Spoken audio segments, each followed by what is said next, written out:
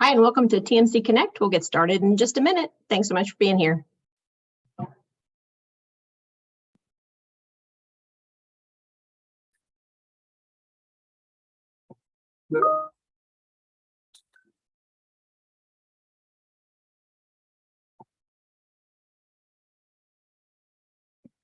All right, we have 2 p.m. Central, 3 p.m. Eastern. Thank you all so much for being here today. I'm Tony Bramley. I'm the Director of Business Development with the Mortgage Collaborative, and we're glad that you have stopped by today. We have got a great session for you. Our partners, CondoTek, Orest Tomaselli, who is the President of Project Review for CondoTek, is going to be talking to us about Fannie Mae's unavailable list. So that was like undeliverable. No, that's not right. Unavailable list. Unavailable. Right.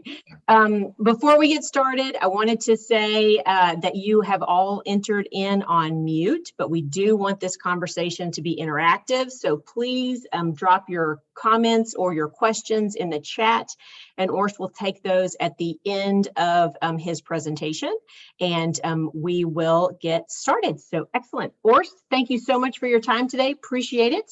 There will also be a follow-up email that comes out tomorrow. This is being recorded, and it will contain, will you be giving the deck for the folks?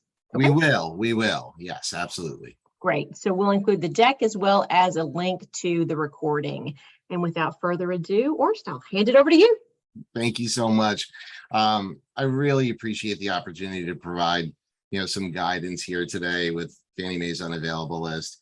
There are so many questions that come into CondoTek, and we're so happy being a partner with the Mortgage Collaborative. It's been a great experience for us, and we've met a bunch of people that we've kind of fallen in love with, and it's just been a fantastic experience to see so many really smart people out there in the industry that are part of this organization. So thank you for having me today. So this Fannie Mae unavailable list there are an enormous amount of questions that come up about it. There is an article that came out a couple days ago in a publication called The Brick Underground that I was interviewed for. And it was really interesting because there is a lot of, a lot of people just don't know that this list even exists and what the implications of this list are to residential mortgage financing in condominium and cooperative developments across the country. So we're going to try and give you some insight into it today from a couple of different perspectives. What it feels like, or what you need to know as a lender, what you need to know as a unit owner or a board member or property manager. Those are, it's an interesting disconnect right now in the industry because this list, as I'll outline to you in a minute, is technically unavailable to the public. So let's jump into this, and I'll give you hopefully a pretty good outline of what it is. So supposedly, Fannie Mae has had an unavailable list for a very long time, but there have been hundreds of condominium and cooperative properties that have been added to this list since the release of the new temporary guidelines that Fannie Mae released in 2022. Mortgage financing for borrowers is unavailable for any listed property that's on this list. And the condo and co-op properties that have been added to the list, there's a bunch of reasons as to why they're on this unavailable for lending list. You essentially can't deliver a loan to Fannie Mae if the condominium property is listed on this list. It's really a difficult list to get your hands on if you're not a Fannie Mae seller servicer or have some sort of view-only capability. We'll go into that in a minute or two for correspondent lenders. And so owners of condominium units, property managers, board members, attorneys who represent purchasers in condominium, whether it's existing established condominium or new development condominiums that are on this list, have no idea that these properties are on the list. It's not public, it's not made public. And from what we understand, there are no plans to make it public.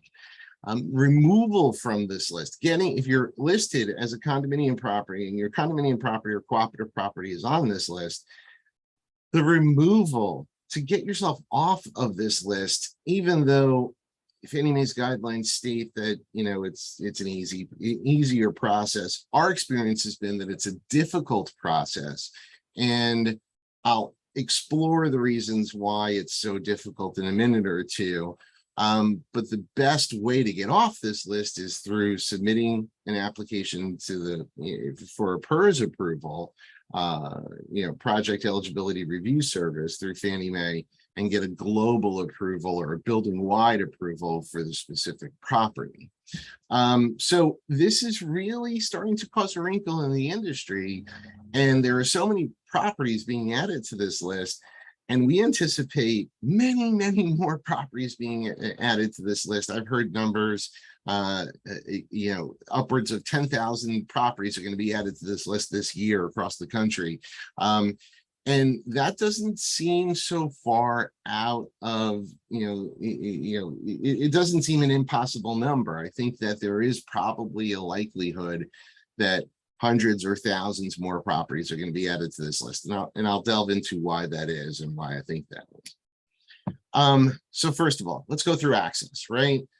This list is technically only available for Fannie Mae seller servicers. You can, as a correspondent lender, request view-only access to the list, and Fannie Mae would have to give you access to CPM in order to view this list.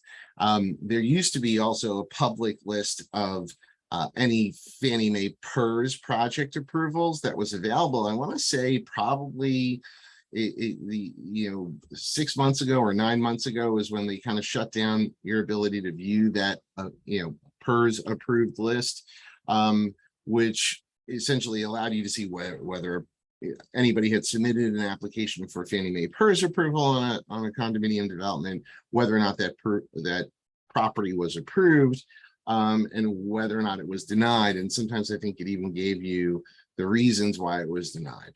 So that list is unavailable right now to the public, unless you're a seller servicer or have this view only capability. That PERS approved list is also unavailable to you. How does Fannie Mae identify these properties, and how do they get added to the list? And that's one of the big questions that comes up on a regular basis for us. So there's a variety of different ways, and some of this is kind of known throughout the industry, and some of this is kind of a guess because they don't really provide you the reasons of how a property ends up on that list. But we have heard and seen that if a single loan is submitted to Fannie Mae for a project eligibility waiver or a PEW, then if that property is non-compliant and they see a questionnaire and something on the questionnaire triggers non-compliance, that projects like that or properties like that have been added to the list. In post-closing reviews or loan repurchase scenarios, we have seen that properties have been added to the list as well. Sometimes a lender will pick up the phone or go through Fannie Mae's service in order to determine some sort of eligibility criteria on a specific property, and that has been an instance where we've seen a property be added to the list because something was identified or uncovered, some sort of non-compliance was identified or uncovered, and we've seen the property all of a sudden be added to the list. And there is this process, and something that's kind of happens in the industry, that when one lender is lending in a specific condominium development or cooperative development, and another lender has done their due diligence and knows that that property is non-warrantable or shouldn't be warrantable, We have heard of and seen instances where the second lender will call up and say, hey, we can't lend in this site. And our loan officers are saying, well, why can't we? And, we're seeing all these loans being done by other lenders. Did you know that this property is non-compliant? So that's interesting as well, right? It's almost like the tattletale kind of scenario that puts a condominium development or cooperative development on the list. I mean, technically, when you are a seller servicer, this is your responsibility. So it's not, I use the word tattletale, but the reality of it is it's the essentially requirement if you are a Fannie Mae seller servicer to do that. But we've seen a lot of properties be added to the list because of that. And I would guess that there are many other reasons or many other ways in how a property ends up on the unavailable list, but there's a lot of mystery shrouded around this process. So we really don't know the appropriate answers. But these are at least the four main ways that a property ends up on the list. The reasons why a condominium or cooperative development ends up on Fannie Mae's unavailable list, it's not a secret when you see, what the reasons are, when you kind of roll down that list and see, what the declination reasons are, the same sort of reasons come up over and over again.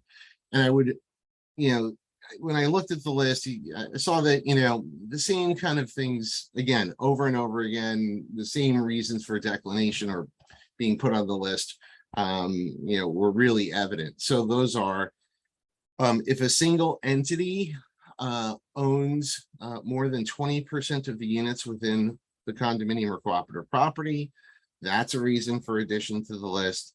If investor ownership in the totality of the development is above 50%, we have seen that be a reason why a property is added to the list. Obviously, if the property is designated as a condotel or has hints that it is a condotel, that property will end up on the list. Significant deferred maintenance, typically found out by a questionnaire that's been delivered to Fannie Mae and or some sort of litigation on the property. That is a reason where we've seen over and over properties being added to the list. A lack of a 10% reserve budget line item in the operating budget, right? Fannie Mae has really dug its heels in on this one point where Freddie Mac still allows you to utilize a reserve study, to outline an accurate reserve amount. But Fannie Mae has said very clearly and unequivocally that if a property does not have a 10% line item in their operating budget for reserve, that property and or loans are ineligible. So we have seen many properties being added to the list just because they don't have a 10% line item for reserve.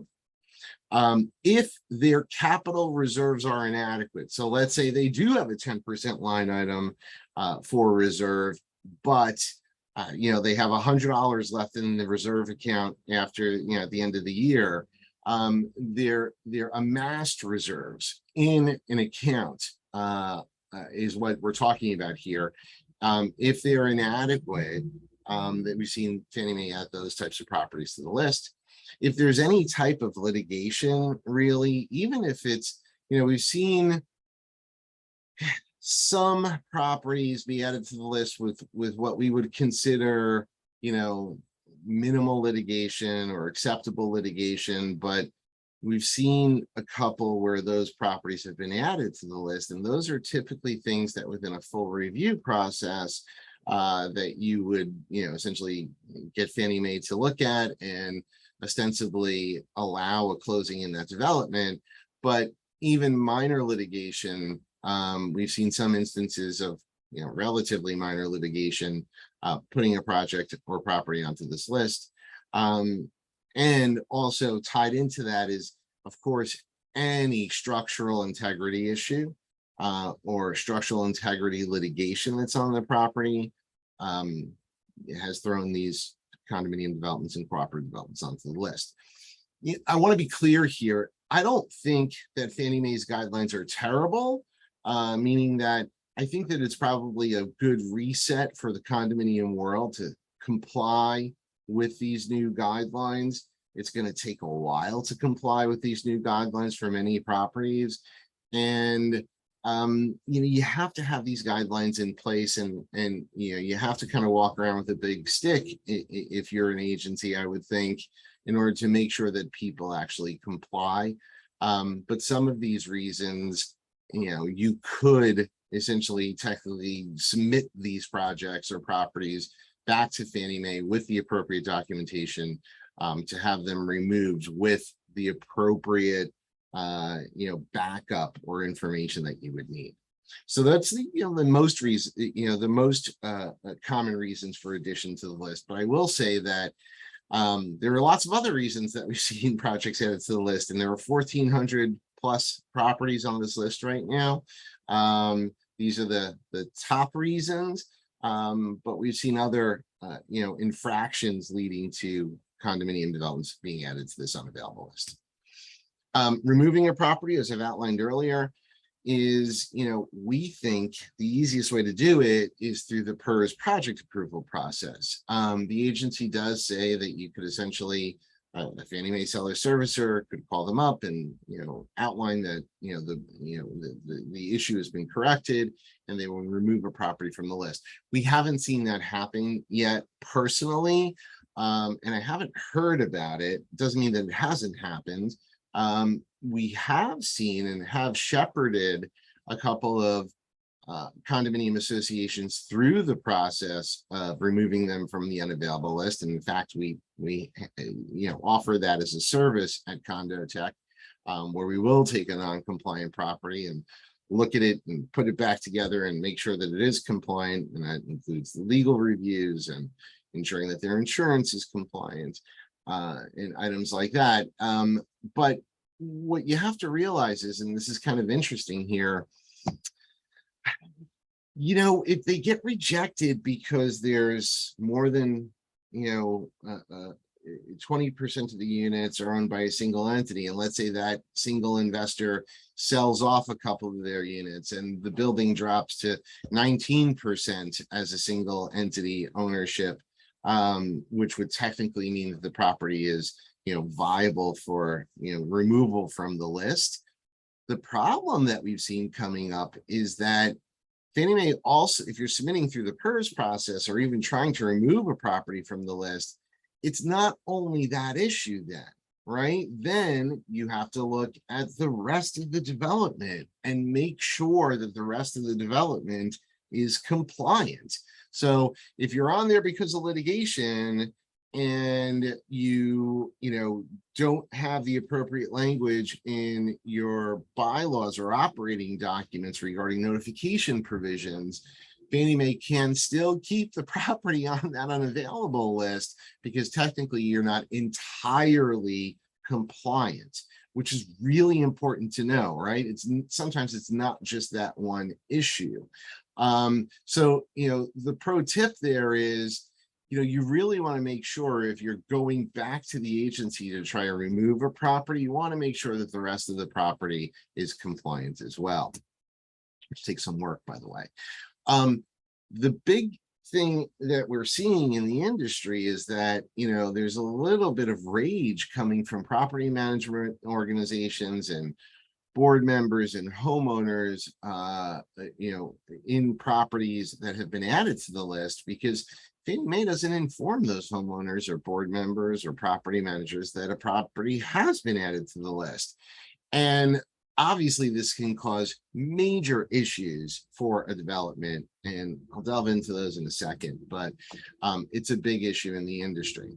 The impacts are, and this is what we really need to kind of focus on, if you're on Fannie Mae's unavailable list, not only is mortgage financing unavailable through Fannie Mae, but Freddie Mac may, provide a reciprocal denial. Obviously, you can submit to Freddie Mac or follow their guidelines for approval. But if there's an issue with litigation or structural defect or something, obviously this has now been brought to the attention, and the rest of the agencies are looking at this unavailable list too, when and where they're able.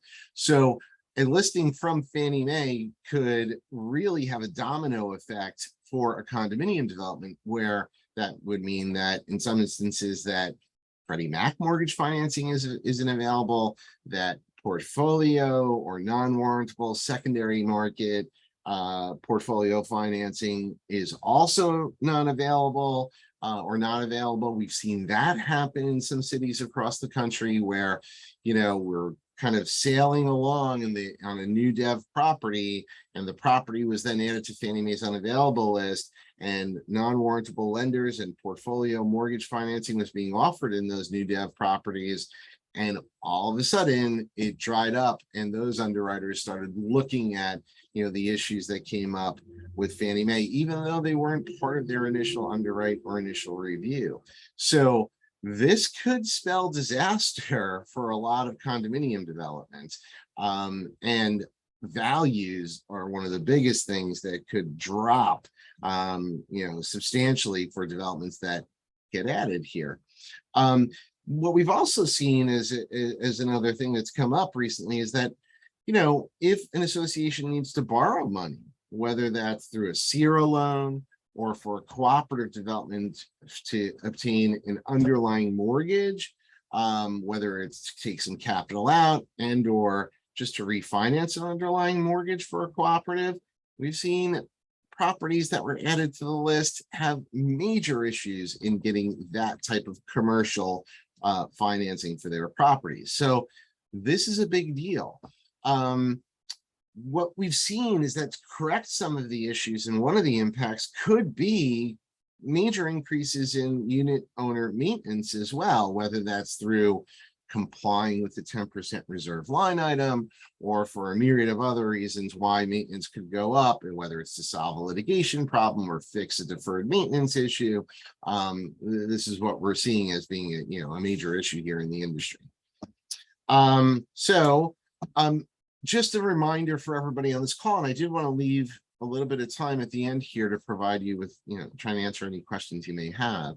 But CondoTek is, essentially a condominium and cooperative data provider. We also, one of our main products right now is the Condo Project Warrant, where we actually handle the review for Fannie Mae or Freddie Mac or specific investor requirements and underwriting guidelines for condominium and cooperative properties. So we do this across the industry, as most of you on this call know, but I really wanted to have a shameless plug here and tell you a little bit about ourselves. We have the Condo Pack product, the Condo Project Warrant product, the Co-op Pack, where we also provide documents on co-ops, and the Co-op Project Warrant as well. That being said, if you need to contact us on a question on the specific property, or you have a client or a board or a new developer who wants to get go down the road of a Fannie Mae PERS approval, or if you find a development that has been added to the unavailable list and they're looking for some guidance on how to be removed, please contact us. All of our emails, or the important emails of the people who can handle that request for you, are here. And again, we're going to provide this deck to you as well. So that being said, is there anything that any questions that anybody has on this unavailable designation? Hi, Orest, we did have a question come in. It says, what is the time frame you're seeing for Fannie Mae to review and remove the project from the unavailable list if you submit for corrections?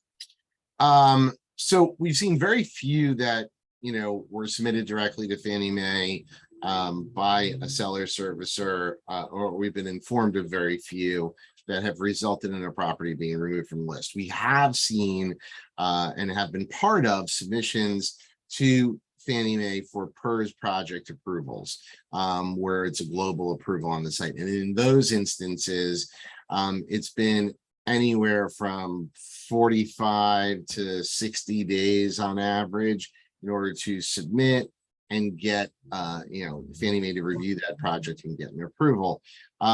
Sometimes we've gotten them quicker, sometimes we've gotten them removed quicker, but you really have to have all your ducks in a row to get your removal. Again, If you go in, if Fannie Mae takes you out, puts you on the unavailable list for one reason, you really, if you're going to submit for PERS approval, the property has to be pristine. Everything else about that property has to be compliant, and that's not always the case. So we do a lot of work at the initial stages before we submit to Fannie Mae for approval. And if we can't get a Fannie Mae approval or know that it's going to be rejected, we often offer those clients global portfolio approvals on the development through the secondary market investors that we know. Okay. Had another question come in. If the list is not public, when does it become known to in the lending process that the property is on the unavailable list? Is it upon underwriting or earlier? So it really depends on the lender and when they're checking this list. So most lenders that we work with in the industry check this list before they even place an order for us. And in fact, we require it, meaning that if you're going to place an order with us for a condo pack or a condo project warrant, you need to do your due diligence and essentially look into seeing if that property is on the unavailable list. That being said, it's often done now right after the loan is originated, prior to the full underwrite on a condo project, because if it's on that list, you're out of luck as far as a quick process for approval and closing. Excellent. Thanks. And you may have already addressed this as part of the conversation, so I apologize if I missed it. Now that Fannie Mae is requiring the full project reviews to be added to the condo project manager, how is CondoTek assisting lenders with this new requirement? Yeah, so we have spent a lot of time trying to figure out what the best solutions are for our lender clients. And what we've decided on is essentially walking them through every single question. So when a condo project warrant application is submitted, and let's say you have to submit it through the CPM process, and let's say you have to do a full review on it internally, we're going to provide you not only with the documents, not only with the decision, but also a step-by-step process of entering it into the system and how to answer the appropriate questions in that system. So trying to make the process for our lender clients a lot easier. And I think everybody's going to struggle a little bit if they don't have a lot of experience with this, process of full review. But we're here to help, and we've been doing this for over a decade, and we're very good at it. So any questions that come up, we're going to be able to handle those questions and provide a solution for our lender clients. Excellent. Thank you. We got some more questions coming in. Thank you guys so much for sending these questions in. This is great. Can a building proactively try to find out with the lending partner? Yeah, absolutely. And we've been kind of toying with different things in the industry. We have what we like to call our retail division, where we handle a lot of direct to association project approval work or portfolio lending approval work, FHA approval, Fannie Mae approval. And we consult very often in the industry with condominium associations and developers. And what we have been saying to our property manager clients who manage tens of thousands of buildings across the United States is you really need to put this on your agenda. You really need to get a clean bill of health for each and every one of your managed properties. And that's the way we're trying to approach it. So yes, the lender partner, you should be able to not only figure out if you're on the list, but also go through the due diligence process of determining whether or not that property is compliant. We have had lots of clients, lender clients now, who have done just that, sending us project approval requests, condo project warrant requests without a borrower name. And we'll do that all day long, right? Because that's the best way to find out if that property is compliant or not. So technically, you could go out, collect the fee from the association, have them, and order a condo project warrant from us, and they could have a, essentially a bulletproof designation on whether or not they're compliant or not. Perfect. Excellent. And then we've got another question. This is a bit of a specific question. It says, if I tried to submit a property on the list through DU, would DU return ineligible and give a reason, or would it approve it anyway? Yeah, it's a good question. DU is likely to approve it anyway. It has been approving them. I don't know if they've made that software change internally yet, but from what we've heard from a couple of partners, that's supposedly on the horizon, that they are going to make that change where it will return it and say the project is on the unavailable list. As of the last time I checked, which maybe less than a week or two ago, it had not. So meaning that, you could technically get it all clear and a DU approval, and the project may still be on the unavailable list, and you still can't send your loan through. It's a big issue. Yeah. Right. I could see where that would be a big issue, for sure. It's important to note for anybody who's still on this call, there are new guidelines coming out from Fannie Mae. We have been advised that they're currently in the FHFA's hands, and that there may be, as early as the end of this month, or, for one drop of a new set of condo and co-op lending guidelines that are going to make things more restrictive. And in somewhere around June or July, seeing a drop of guidelines regarding the reserves that are required to be collected in specific condominium developments. And I think based upon certain triggers, whether a project has, litigation or, a deferred maintenance, that the agency may require up to 25% of the operating budget towards reserves to be on, an operating budget, 25% reserve instead of 10%. So there are a lot of properties that are going to be at risk and will be added to this unavailable list based upon those new guidelines that are supposedly coming soon. So it looks like it's getting a little harder to get condominium projects approved. We're here. We're right at the the front side of the lending experience as far as compliance is concerned. So we're here to help in every single instance. And when those guidelines come out, we'll provide additional webinars based upon those new guidelines as well. Excellent. It gives us all something to look forward to. Orest, thank you so much for your expertise and for sharing this information. As a reminder, we will have a follow-up email that comes out tomorrow. It will include a link to the webinar recording, as well as the deck that Orest has shared with us. So thank you all so much for being here. We appreciate you stopping by, and come back to TMC Connect Tuesday, Wednesday, Thursday, and enjoy some more great programming. Thank you so much. Appreciate it. Thanks, Orest. Everyone, thank you. Bye. Bye.